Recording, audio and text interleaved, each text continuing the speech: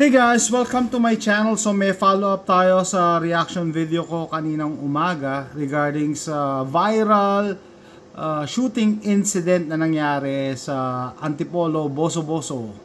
Okay?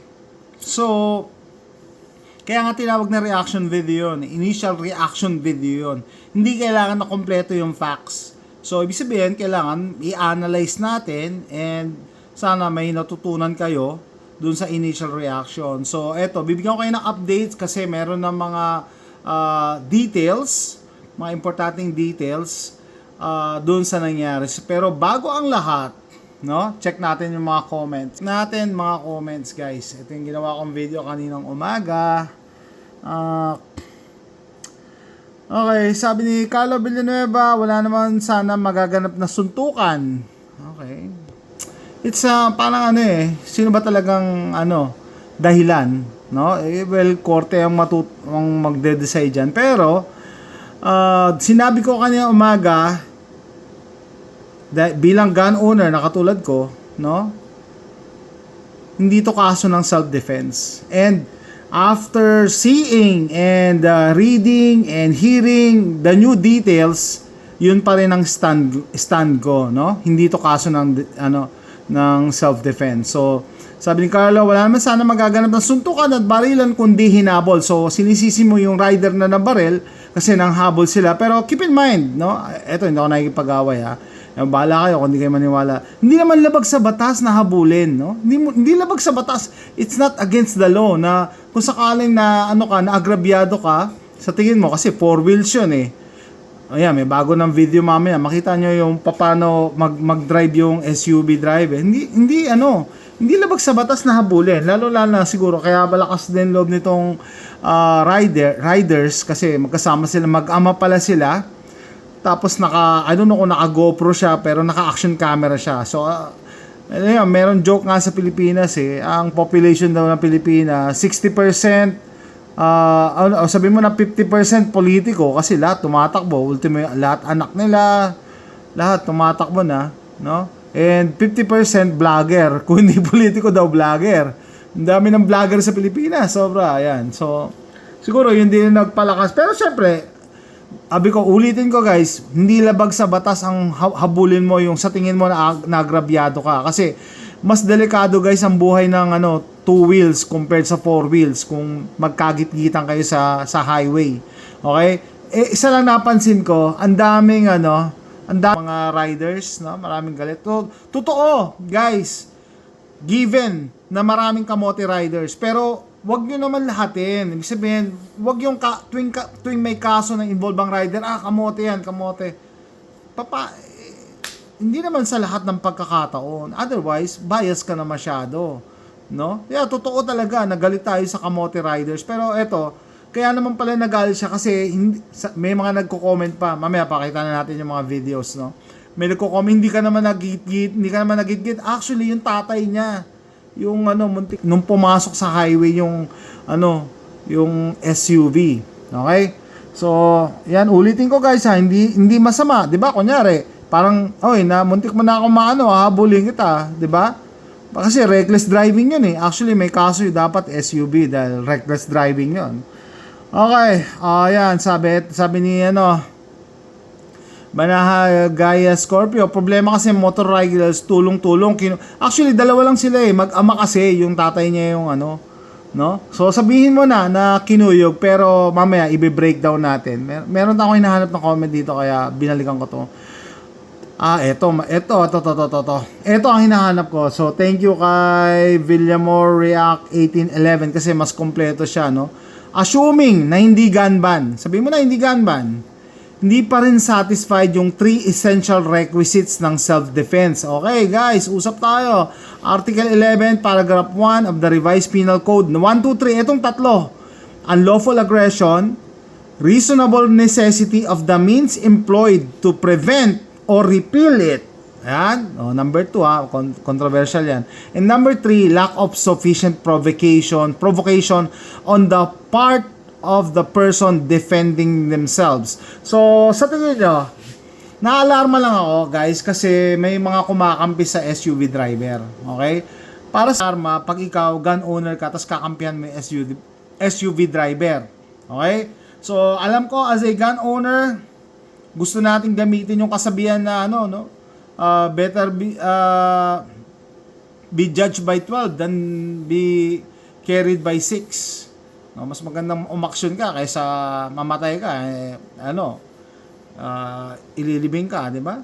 So, eto kasi ang isipin nyo kung nasa Pilipinas kayo, kailangan nyo ng 3 requirements para pumasok yung self-defense. And pag gun owner ka at hindi mo alam to, medyo nakakatakot kasi you should know the law kung nasaan ka.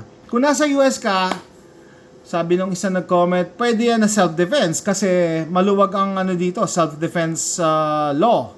No? If you feel threatened, if you feel that your life was threatened, pwede kang mag-act, no? You can shoot to stop the threat. Yun. Sa Pilipinas, meron kayong 3 requirements eh. Hindi ko nga alam paano ang hirap i-satisfy nito, mahirap ilaban to, pero I did not make the law, pero dapat as a gun owner, kahit nga hindi gun owner, dapat kung residente ka ng Pilipinas, no? Nakatira ka diyan, dapat alam mo tong 3 unlawful aggression, hindi ikaw ang ikaw ang aggressor, hindi ikaw yung matapang, hindi ikaw. So, tatanungin ko sa inyo, bakit bumaba ng SUV? Malaking sasakyan, protected ka sa loob ng SUV, ba't siya bumaba? So, hindi natin alam, no? Wala pang video yung pagbaba niya, pero malamang yung naka-GoPro, nakuha to eh. So, abangan natin the coming days, malamang. Kasi sabi nung rider, yung driver daw ang unang nanapak. So, sabi naman nung SUV driver, nung nagkakakomprontahan daw sila, pinagmumura siya. So, hindi pa rin sapat yun. Minura ka, papasok yun sa freedom of speech. Okay lang na murahin ka, pero pag ginawa mo ang physical at sinapak mo yung nagmura sa'yo, ikaw ang may kasalanan. No? Kahit hindi tayo lawyer, malinaw yan. Kasi naging physical ka eh. 'Di ba? So, yun pa lang eh, yung pagbaba niya sa sasakyan, protektado siya ng sasakyan niya. Safe siya doon, malaki, SUV. Kahit pagmumurahin siya sa labas, ano mangyari? Wala. Maghintay siya ng pulis. Hindi naman nagasgas actually. Wala naman talaga damage sa sasakyan eh. It's just that pareho silang matapang. Sabihin ko na, pareho silang matapang. Ibig sabihin, yung mga riders matapang kasi madami. Hindi naman madami, 2 lang sila. Mag-ama. Tapos yung driver matapang kasi mayaman, may baril. No? Naka-SUV. Lamang ka pag naipagbanggaan ka, di ba? Yun. And reasonable, ayan, basahin ko yung comment na lang ni kung meron man siguro yung unlawful aggression sa part na kinukuyog siya. Yung part na yun, guys. Kung bumulot siya ng barel, siguro, sabi mo nakalimutan na natin kung sino yung nagsimula. Kung yung part na kinukuyog siya at bumunot siya ng barel, yun, siguro, ako, approve sa akin yun. No? Ito, guys, na pag-uusapan lang, hindi tayo legal expert. Pero, lilinawin ko guys, pala sa inyo, na kinonsulta ko to sa resident lawyer natin dyan sa Pilipinas, author ng Gun Law and Armed Defense, available na sa Shopee, Lazada, at saka sa Central Bookstore. Yan po, murang-mura. Pag na-tsempuhan nyo pa si Doc Loren sa gun show or sa Tax Expo, pasahin kayo. Yan, para at least may guide kayo. I think, kahit hindi ka gun owner, dapat alam mo ang batas, yung gun law sa Pilipinas eh. Kasi hindi mo alam kung kailan ka mai-involve, no? Ayaw natin mai-involve, pero dapat, if just in case, dapat kahit pa paano may idea ka, no? O ito, sabi niya pa, kaso halos ubusin niya ang laman ng magazine niya. Hindi naman niya inubos, no? Yung magazine, may tira pa. Kaso halos ubusin daw. Paano mo naman ilalaban yon? Yun ang hindi ko maintindihan eh. May mga nagtatanggol sa kasi kung yung kasama mo, pamilya mo, ganyan din gagawin mo. Actually, kung mahal niya yung pamilya niya, hindi siya nakipag-engage. Or hindi niya pinababa. Ba't nasa labas pati anak niya? Muntik niya mabaril yung anak niya. So, guys, correction. Hindi niya pala anak yung nabaril at asawa niya pala yon. Kaya pala nagbibideo. Imbis na awatin siya. No? Paano mag-aasawa or mag-girlfriend, dapat ang unang tungkulin niyan is pakalmahin kayo, hindi yung magbi-video, no? Sige, sabihin mo na kailangan nyo ng ebidensya. Paano yung asawa mo, galit na galit din, nakikipagsuntukan na, kita mo na 2 yung kalaban, lumusob pa rin or nakipagsuntukan pa rin. Tapos nung naalanganin siya, saka siya bumunot ng baril. Di ba? Ganun naman talaga yung nangyari dito eh. Siguro akala niya, kaya niya. Kasi bata pa pala to. Pati asawa niya, bata. So yun, kukorek na. Yung babae pala, hindi niya anak. Kaya naman ako nag-rely dahil dun sa video na, initial video, di ba? Sabi, oh, yung anak niya. Sabi nung nagbi-video. Di ba? So, asawa niya yun na baril at sa hita lang. Thank God. As of this time na nagvi-video ko, guys, wala pang namamatay dun sa mga na-involved. Ultimo yung rider na binaril niya sa ulo. Nasa critical na condition, buhay pa. Sana hindi mamatay kasi, nako, dagdag sa kaso niya yan. Pag namatay yung yung rider na yon, dagdagan sa kaso ng SUV. Siyempre iba yung kaso pag nabuhay, iba yung kaso pag namatay, 'di ba? You cannot control the situation but you can always control yourself. Yeah. So sa tingin nyo guys, paano papasok sa self-defense to? At what point nung encounter or bago magkaroon ng encounter, kailan nag-practice ng self-control yung SUV driver?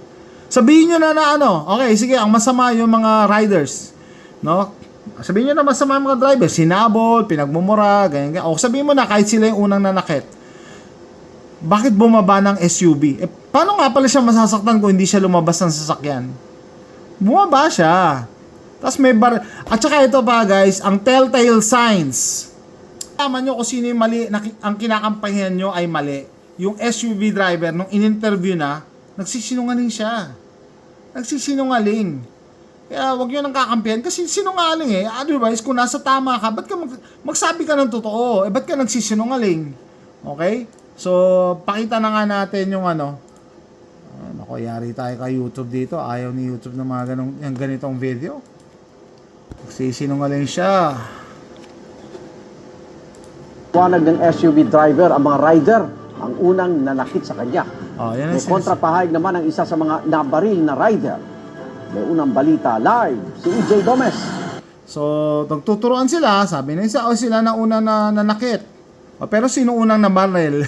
Yun lang yun pa. Sino unang namaril? Sino ba yung namaril? Siya lang ang may baril Yun pa lang. Paul, sa video ay git-gitan daw sa kalsada at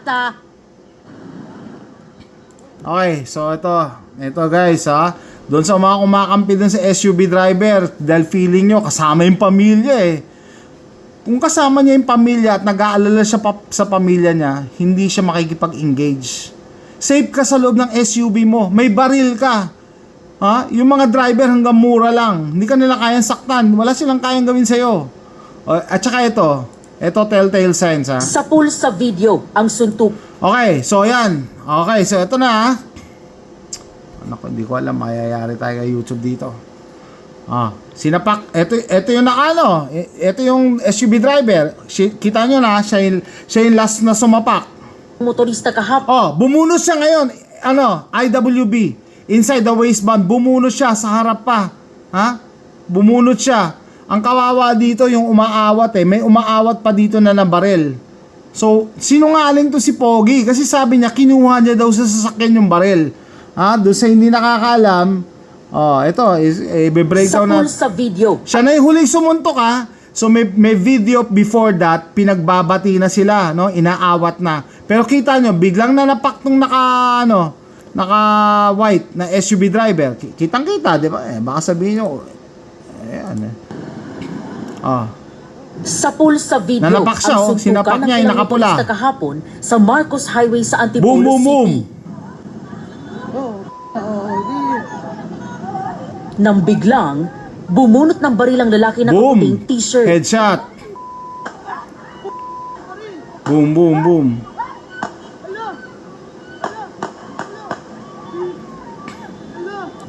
Doon pa lang. Yan, tinuluyan. Pati nasa, nasa, tawag dito. Bumagsak ang binalin na motorcycle rider. Bumagsak, binaril niya pa yan tapos hinabol niya pa, guys. Yung nagre-retreat. Sabi nung nagbibideo natamaan yung anak niya, kaya wag na yung iba nagmamagaling. Hindi niya yan, anak, asawa niya yan. At that time ba, alam nyo? May ESP ka ba? Natamaan niya ang anak niya. Di ba sinabi, yan, natamaan daw. Di ba? So, ang element, di ba, dalawa yung kalaban niya. So, binaril niya na ng harapan yung tatay, yung naka-helmet. Tapos, tumakbo yung anak. Hinabol niya pa, pinagbabaril niya. O, paano mo sasabihin self-defense yun? The moment na tumalikod sa iyo yung kalaban mo at tatakbo na, wala na yung threat. Nag-disengage na siya sa iyo eh. Tapos hinabol niya, pinagbabaril niya. O, tsaka ito pa, doon sa mga nagtatanggol na self-defense to at kampi dyan sa SUV driver, paano mo ipapaliwanag na yung umaawat na baril? Ha? Self-defense ba yon na baril yung umaawat? Di ba? O paano mo rin ipapaliwanag? Sabihin mo na yung asawa hindi magdedemanda. Asawa niya yun eh, nabaril sa hita. Eh yung umaawat na nabaril sa dibdib. Sa dibdib pa na baril. O paano naging self-defense yun? So hindi yan self-defense. Do? Kasi nang habol, meron pa palang palusot, sabi, kasi nagdilim na yung paningin niya eh. So pwede ba yan sa korte? Nagdilim na yung paningin ko eh. So unstable ka pala. You're not in control of yourself. You're not in control of your gun. Kasi may sumasapi pala sa yung rage na hindi mo makontrol. Damay din sa pamamaril ang isang babaeng kasama mismo ng gunman. Yun pala yung asawa niya. Pinuhat at sinakay ng lalaki sa sasakyan ang babae. Sumisingin daw yung harangin. Agad tumakas ang sospek sakay ng Eto na. Ito pa guys. Paano nyo ipapaliwanag na tumakas siya? Paano self-defense yan? Tumakas ka eh. So ibig sabihin meron ng implied na may guilt ka. Guilty ka. Tapos ang Nagpahabol pamamaril pa siya. sa hot pursuit. Ito, to ng mga pulis eh. Hinahabol na siya ng pulis, di pa rin siya huminto. 'Di ba? Kung sabihin niya, ay sir, dadalhin niya sa ospital, hinahabol ka ng pulis, hinto ka. Wala kang gagawin. Station ng Antipolo Police na Hinabol tumagal siya. ng halos 20 minuto. Ang tagal siya hinabol, 20 minutes. Nagpahabol siya.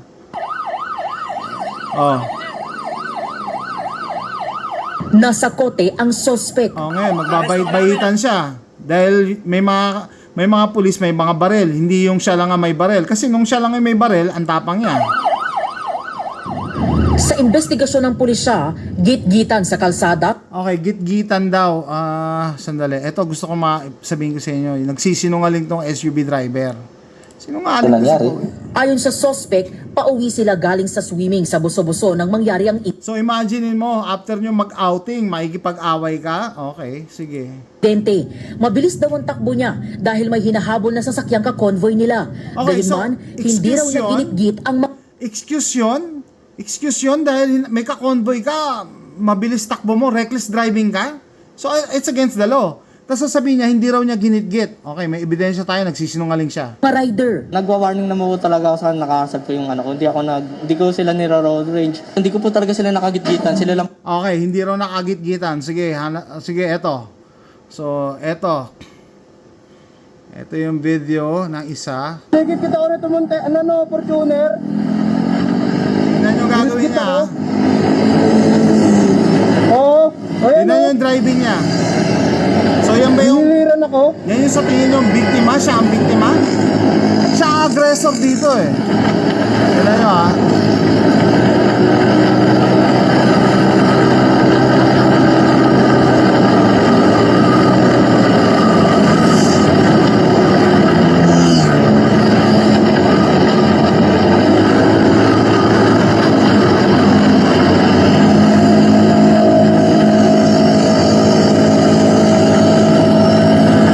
Dito, may alanganin dito. Tignan mo.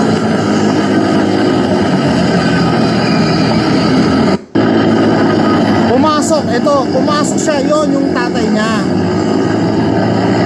Nakita niyo ba yon? Pumasok siya sa lane, sa highway, alanganin, muntik masagi yung yung gulong sa likod ng tatay niya. Tapos, nakaka-analyze yung mga comments ng kababayan natin. Ano naman kung ginit-git ka, lumayo ka na lang sana kung ganyan sasakyan ka sa bayan. So, sinisisi mo pa yung biktima. Bakit hindi nyo kaya sisihin yung four wheels? Siya yung malaki eh. Alam nyo ba kung anong feeling pag ikaw yung nasa two wheels ka lang at gigit-giting ka ng Nakakatakot yan guys. At saka yung damage, ibang-iba. Mas safe yung four wheels. Masisira lang yung sasakyan. Pero yung two wheels, pwede mamatay yan. Nakakatawa pa yung isang comment ng kababayan natin. self-defense daw, no? Self-defense, sabi ni Raymond Manlapas. Okay, itong Juniper Oliverio, gusto ko lang maging learning experience, no? Wala, hindi ako nakikipag-away. Kung ayaw nyo maniwala, di wag. Tama sir, self-defense ginawa niya kasi pinagtulungan siya. Okay. Sabi ko sa kanya, I believe hindi ka gun owner. Para makonsider na self-defense, kailangan may immediate threat sa buhay niya. Pinagtulungan na, oo, pero naawat na eh. Di ba nakita nyo, inawat na. Tapos siya pa yung, nanuntok muna siya, tapos bumunot. Tapos tumatakbo na yung kaaway, hinabol niya pa ng putok, hindi na threat pag tumakbo na. Ang sagot sa akin ni Juniper, kahit ako naman, pag naumpisahan ko na, tatapusin ko. Lahat. Ikaw sir, kampante ka ba? Maliligo ka na walang sabon? Ganyan ginawa niya sir, kaya bilib ako sa kanya, ginawa niya. So ang sagot ko sa kanya, so yan ang isasagot mo sa husgado. Pag naumpisan mo na, kailangan mong tapusin, parang naliligo lang. So sabi ko, tama ako, wala kang barel at hindi mo alam ang R18 591, tama ba? Iba kasi hindi mo pwedeng ihalin tulad sa paliligo yung paggamit ng baril. Naumpisan mo na kahit wala nang threat tatapusin mo lahat sila. Ha, kahit tumatakbo na, kahit yung umaawat, babarilin mo. Ito, something to read, no? Guys, rule number 1, never get down wag kang bababa sa vehicle mo. Kung kinaladkad ka nila, or pinagbabasag nila yung salamin ng kotse mo para masaktan ka nila, ibang usapan yon, di ba? Pero kung ikaw bumaba ka, naipagmurahan ka, naipagsuntukan ka, tapos hindi mo pala kaya, saka, oy, may baril ako, gagamitin ko, hindi yun self-defense. It doesn't matter who is at fault. Yeah, depende. It doesn't matter kung sinong may sala, who is right or wrong. You're always wrong if you're not calm. Lalong-lalo na pag may baril ka, mas malaki ang responsibilidad mo pag may baril ka, guys. Diyan nasusubok ang pagiging RPG, responsible Pinoy gunner. Kung kaya mong kumalma, kung kaya mong mag-isip ng tama sa mga high stress situation na yan, na hindi ang sagot mo is bumaril or pumatay. Hindi, kaya nga sinasabi ko kanina, di ba? Hindi, it's not just because umattend ka ng gun safety seminar, safe, gun owner ka na, responsible ka na. Hindi. No? Ewan ko lang kung totoo sabi nung isang nag-comment dito, daw yan, type 3 license. Okay. So, type 3 license. Kaya pala nung sinabing CZP-10 yung barel, okay, mukha naman legit yung barel, hindi naman paltik. Kaso, kinasuhan yata nila ng violation ng omnibus election violation sa gun ban. Isa sa remember that your 30 seconds of anger, yung anger daw letter D na lang, danger na Anger is one letter away from danger. Kaya maganda naman yung kaya natin ito ginagawa guys para may matutunan kayo wag yung kalimutan yung libro ni Doc Lawrence, Gun Law and Armed Defense. And ito, sasabihin ko sa inyo, nagsinungaling siya, di ba? Sabi niya, hindi naman daw niya nakagitgitan. Pero din sa video, yung biglang pasok niya, yun ang kinagalit nitong nung motor rider. Kasi tatay niya daw yun nando sa unahan, muntik na masage. Tapos, nagkagitgitan pa to kulang pa tong video na to Biglang sisingit tong tong SUV na yan. Tanggalin ko yung sound. Tignan nyo, yan ang pinagtatanggol nyo? Yan ba ang biktima? O yan ang aggressor? Very aggressive yung driving niya, guys. Kita nyo? Very aggressive yung driver. Tapos ang palusot niya, may ka-convoy siya dahil galing sila sa outing. Ayan, ito. Yung pagpreno niya dito. Sa tingin nyo, hindi delikado yan kung ikaw nakamotor. Ako hindi ako nagmumotor, pero alam ko, nakakasakay na ako sa motor, no? Alam ko yung feeling na delikado yan. Bigla kang, gigipitin mo siya. Kumabig siya rito sabi ng iba, ay kasi iniwasan niya lang yung nasa harapan. Di ba, alam niyo ba yung preno kung para saan yung preno? Ba't di siya pumreno? Bakit siya kumabig? So talaga pag gusto niya ipagtanggol, ipapagtanggol niya talaga kahit mali. Yun lang nakaka-disappoint sa mga kababayan natin. Ito yung pinagtatanggol niyo pa guys, meron pa siyang kasinungalingan. Ang gigit-git sa akin. Kasi pagka hinto ko po sa akin, pinagmumura kagad nila ako. So ano ngayon, kung pinagmumura ka, may ginawa ka rin namang mali As long as hindi physical, pwede pa yan pumasok sa freedom of speech. Pwede ka magpahayag ng saloobin mo kung galit ka. Pero yung mananakit na o mamamaril ka, ibang usapan na yan. Nang makorner, lumabas siya ng sasakyan at doon na raw siya Ayan, kita nyo, siya yung huling sumuntok dito. bugbugin ng mga rider. Pero sa video na kuha ng isa sa mga rider na damay sa pamamaril, kita ang biglang paglabas Ayan. ng SUV mula sa Oh. kanan patungo O kita nyo, yung biglang pagpasok niya dyan, yun ang kinagagalit nito kasi tatay niya yata yung nauuna. highway na halos mapadikit sa kasalubong na motorsiklo. Yung driver po is reckless driving po siya. Ito yung anak. Una niya pong nagitgit is yung father ko, isa pitan sabi niya. Sa puwet. Yun. Muntik na po siyang sumemplang, buti lang po iniwasan. Sobrang bilis po magpatakbo nung sasakyan. Tinangkaraw habulin ng kanyang tatay ang nanggitgit na SUV driver hanggang sa nagsuntukan na sila. Ang una pong sumapak ay yung driver. Yan sa kanya, sabi niya. Pero malamang meron tong GoPro footage. Daddy ko. So, syempre, yung daddy ko, siguro So, pero paano magkakasapakan kung nasa loob ng SUV yung lalaki? Di bumaba siya, kinumpronta niya. awi lang Dahil siya. may baril Then siya, ako, matapang siya. nakita ko nadedehado yung daddy ko. So, to the rest back naman ako. Pinagsusuntok po nila ako sa ulo, sa Yan. Tingnan natin yung kasinungalingan ni Pogi. katawan. Yung isa pong lalaki na naka-helmet, yung matanda po na hinto sa Yung tatay. akin, bubunutan po ako ng baril. Anong sinasabi niya? Guys ito yung pinagtatanggol nyo, nagsisinungaling. Yung isa pong lalaki na naka-helmet, yung matanda po na hinto sa akin, bubunutan po ako ng baril. Siyempre bilang po akong gun owner din, matitrigger po ako sa ganun. Tapos, ayun po, tsaka ko po kinuha yung baril ko doon sa may sasakyan. Okay, pangalawang kasinungalingan. Nakita nyo bang kinuha niya yung baril sa sasakyan? Binunot niya yon, ha? Siya? Naka-crutch carry siya. Sa harap niya pa nga binunot eh. So ito yung pinagtatanggol nyo guys, nakaka-disappoint. Siyempre bilang po akong gun owner din, matitrigger po ako sa ganun. Tapos, ayun po, tsaka ko po kinuha yung baril ko doon sa may sasakyan. At bigla po sumugod pa sa akin yung mga matanda. Hindi ka sinugod. Pinagbati na kayo. Tapos, kita nyo yung kasinungalingan niya. Balikan natin. Doon hindi nakakaintindi. Balikan natin. Sabi niya, akma daw na bubunot yung matanda. Tapos, ginawa niya, tumakbo siya sa SUV niya, sa sasakyan, kinuha niya yung baril niya. May nangyari bang ganon? Di ba nung pinagbabati na sila, bigla niya sinapak yung matanda, tapos pinutukan niya na lang. Binunot niya sa harap. Sa pool sa video, ang Ayan, suntukan ng sinapak ilang niya. motorista kahapon Bumulot siya. sa Marcos Highway sa Antipolo City. Okay, alam niyo na guys kung sino-sino ngaling dito. No? Tapos pagtatanggol yun. Alam ko maraming galit sa kamote rider, pero isang tabi niyo yun. Iba yung nangyari ngayon eh. At saka kahit habulin ng mga riders yun, hindi labag sa batas, habulin mo yung sa tingin mo, muntik nang sumagi sa highway. Di ba? Ang nakaka-disappoint lang siguro pagka gun owner ka tapos kinampihan mo dito at naisip mo na self-defense to kasi nakakatakot. Hindi mo na alam kung ano yung self-defense, alin ang hindi self-defense. At kitang-kita naman initially, kahit yung una kong video na ang aggressor dito, itong SUV driver. Tapos ngayon, dagdagan mo pa ng kasinungalingan. Yung shoutout yung kaibigan natin si Jason Changcoco. Meron pa siyang pinunto na hindi ko naisama sa puntos, no? Na tumakbo siya.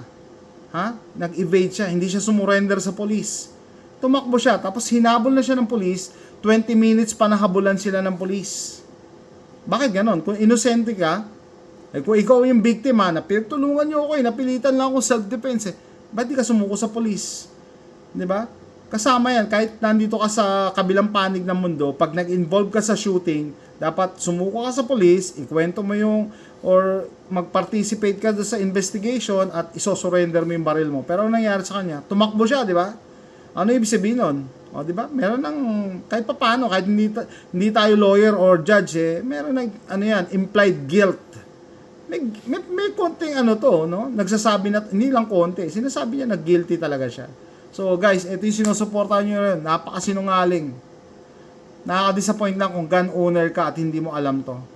Either, nandito ka sa kabilang panig ng mundo, maluwag ang gun laws, or nandyan kayo, meron 3 prerequisites for self-defense. Mas mahigpit dyan, patunayan ng self-defense. Kaya dapat alam nyo yung tatlong yon. Okay? So, meron pa pala, bago ko tapusin yung video nito, pasensya na kung mahaba, pero at least, na i-share ko sa inyo, may nag-comment sa ating kababayan no? Na okay daw yung mga analysis ko, ang hindi lang siya pabor nung sinabi ko na mas maganda kung mas marami, kung mabibigyan ng baril yung mga citizens, no? Mas marami armado. Okay? Doon daw siya hindi believe sa akin. Ano ba? Sasabihin niyo sa kanya. Ito. Mali daw ako. Okay, so ito. Tapusin yung video. Sir, mali naman yung sinabi mo na armasan ng tao dito sa Pilipinas. Mas madaming kaso dyan ng shooting incident. Sa mga shooting pa, di mo ba alam? Hindi ko pa alam. Talagang hindi ko alam. Nakakatawa naman to. Kung sino pa yung nasa Pilipinas, siya yung nagsasabi sa akin na madami daw kaso ng shooting incident sa Amerika. Talaga? Nakakatawa naman. Nabalitaan mo na dito madami ka na balabalta na pumunta sa school, pinatay isa-isa mga bata. Okay na sana yung mga una mong sinabi. Dito lang ako nadismaya na kung lahat ng tao dito bibigyan mo ng baril. So sabi ko sa kanya, okay, una, pakisagot yung tanong. Ilan yung may baril sa video? 'Di ba sa dami ng tao dun sa video, isa lang ang may baril? Yung shooter lang na daming nilabag na batas and mukhang loose FA. Mukha yatang registered FA to, kaso gun ban. Duralex said Lex, the law is harsh but it is the law. Kailangan mo sumunod. Next point mo, bakit mo pinasok yung shooter na pumasok sa school at namaril sa mga bata? Anong kinalaman niya sa video? Sa pagkakaalam mo ba, pag lahat may baril, papasok sa school at mamamaril ka ng mga bata? Nanonood ka ng MSM, mainstream media like CNN, no? At naniniwala ka yan ang dahilan ng school shooting dito? Sabi ko, ikaw tanungin ko, pag binigyan ka ba ng baril, pupunta ka sa school, mamamaril ka? Para di ka na mag-research, false flag option to get rid of the Second Amendment dito sa UK. Sa US, MK. Okay? So may mga kababayan tayo naniniwala sa CNN, ABS-CBN, yung mga mainstream media na kaya pala daw may school shooting dito sa Amerika kasi lahat may baril. Actually, it's not true. Hindi lahat dito may baril. Punta ka sa mga blue states, konti lang ang may baril.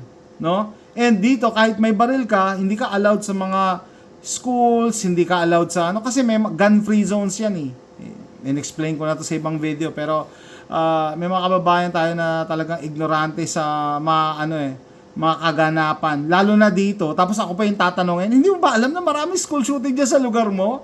Talaga? Hindi ko alam? Saan mo nakukuha yung mga impormasyon mo? No? Nakakatawa naman to, pero will you agree na dun sa video, sa lahat ng tao dun, isa lang ang may baril, 'di ba? Sinong kukontra doon sa aking punto? At kaya lang siya sumuko doon sa mga pulis kasi may mga baril 'yon. Sa tingin niyo kung walang baril 'yon at inaawat siya, susuko siya? Ang kawawa dito yung isang rider yata 'yon na umaawat. May isang rider na umawat naka-blue. Yun yata yung nabaril sa dibdib. O paano may papaliwanag 'yon?